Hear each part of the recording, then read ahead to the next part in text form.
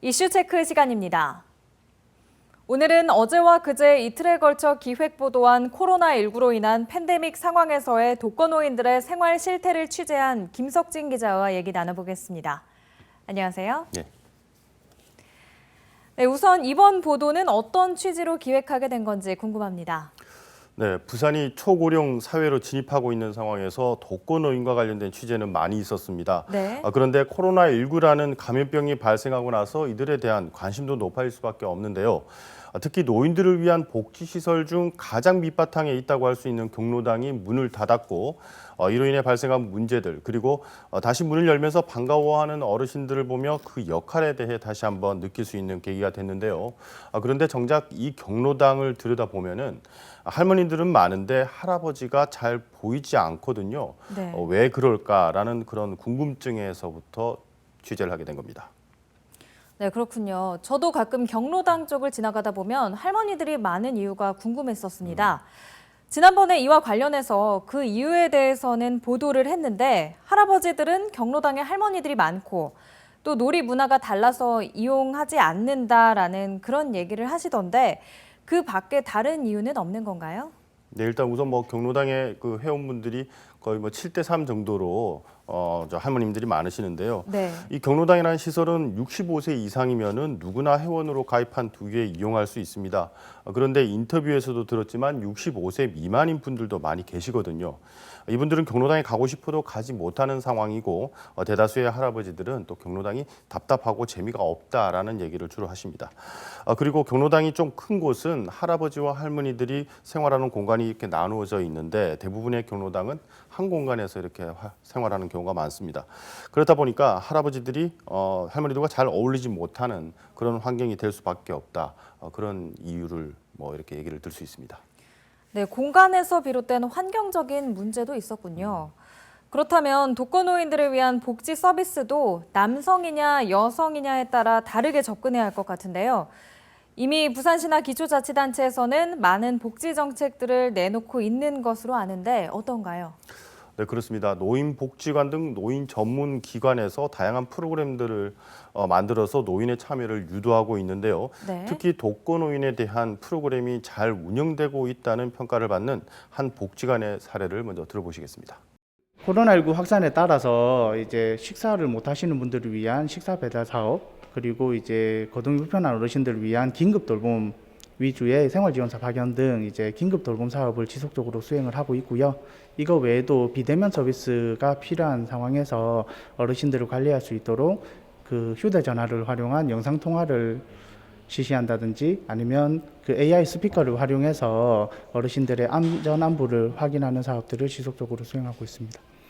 그 여성분들 같은 경우는 이렇게 이제 현재 어려운 상황이 되어서도 원활하게 이웃분이라든지 친구분이라든지 자녀분들과 통화라든지 이런 부분들로 인해서 정서적인 지지를 굉장히 많이 받을 수 있는 부분들이 지지 체계가 형성되어 있는 부분들이 있는데 남성분들 같은 경우는 그런 부분들이 굉장히 취약한 부분들이 많고요. 그로 인해서 이제 고독사라든지 아니면 다양한 이제 사회 문제들이 많이 발생을 하고 있는 상황입니다.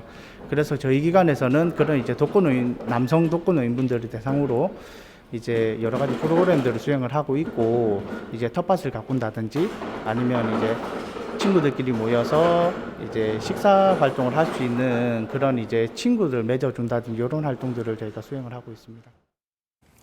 네, 금방 그 복지관 같은 경우에는 또 7, 8, 9순을 맞은 어르신들을 위해서 찾아가는 장수생일 잔치도 열고 있고요. 또 효심 동행길이라고 해서 외출이나 여행의 기회가 없는 그 어르신들에게 단체 여행을 보내드리는 프로그램.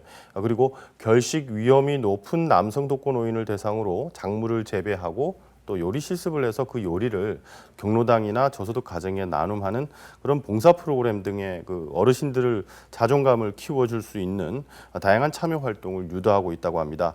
그리고 중요한 건 이런 프로그램들 대부분이 지역 주민들의 자원봉사나 동네 상인들의 작은 후원으로 이루어져서 네. 의미가 더 깊다고 할 수 있겠습니다.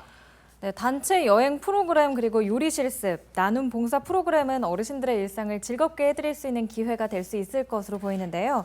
앞으로 더 활성화됐으면 좋겠습니다. 그런데 앞서 인터뷰에서도 얘기를 했지만 독거노인을 위한 이런 복지 서비스가 코로나19로 많이 위축되고 있는 것 같아서 안타까운 상황인데요. 이런 상황에서 이분들에게 가장 필요한 부분은 무엇일까요? 네, 전문가들은 노인 복지 정책은 대체적으로 잘 이루어지고 있다고 말합니다. 네. 부산만 보더라도 부산형 노인 복지 정책들을 따로 마련해서 지원하고 있는데요. 네. 하지만 아쉬운 부분도 있습니다. 한 예로 제가 취재를 시작하면서 부산의 그 독거노인 현황을 알아보려고 부산시 독거노인 종합지원센터 홈페이지를 열어봤는데요. 이것을 보니까 독거노인 비율이 동구, 중구, 수용구 순으로 높다고 되어 있고 또 전체 비율도 27%가 넘는다는 자료가 나와 있었습니다. 그런데 부산시에 확인을 해보니까 이건 2019년 자료이고 네. 지난 연말 통계 자료를 보면은 부산시 독거노인 비율이 30.2%로 높아졌다는 것을 알 수 있었습니다. 그리고 구군별 읍면동 순서도 이렇게 달랐습니다. 이런 기초적인 통계 자료조차 업데이트되지 않고 있는 상황에서 독거노인을 위한 종합지원센터라고 말할 수 있는지 좀 의문이 들었습니다. 그럼에도 현장에서는 많은 분들이 독거노인들을 위해서 관심을 갖고 열심히 일하고 계시고요. 그분들이 지금 코로나19라는 팬데믹 상황에서 독거노인들에게 어떤 지원이 필요한지 의견을 내주셨습니다. 인터뷰 보시죠. 네. 작년부터 코로나19 확산되면서 재난지원금이라든지 여러 가지 지원 대책들이 마련되고 있는 부분들이 있는데요. 특히나 노령층들 같은 경우는 재난지원금을 신청을 못 하셔서 아예 이렇게 혜택을 못 받는다든지 정보를 알지 못해서 혜택을 못 받는 경우들이 굉장히 많습니다. 그런 부분들을 대상으로 해서 주민센터라든지 아니면 저희 복지관들이 지속적으로 안내를 해드리고 소개를 해드리고 있는 부분들이 있지만 그래도 조금 어려운 부분들이 있고요. 그래서 이런 부분들을 정부에서 조금 더 신경을 써주신다면 현재 그리고 활용하고 있는 혜택들만 가지고도 어르신들께서 조금 더 풍요롭게 생활할 수 있는 부분들이 있을 것 같고요. 둘째로는 아까 말씀드린 것처럼 취약계층 같은 경우는 이런 코로나19 상황에서 더욱더 힘들고 어렵게 생활할 수밖에 없는 그런 상황들이 됩니다. 그런 분들에 대한 이제 지지나 격려 그리고 지원이 많이 필요한 상황입니다. 네, 취재하면서 느낀 점도 많을 것 같습니다. 끝으로 마무리해 주시죠. 네, 취재에 협조해 주신 최덕식 씨는 고독사 예방 활동을 하고 있는데요.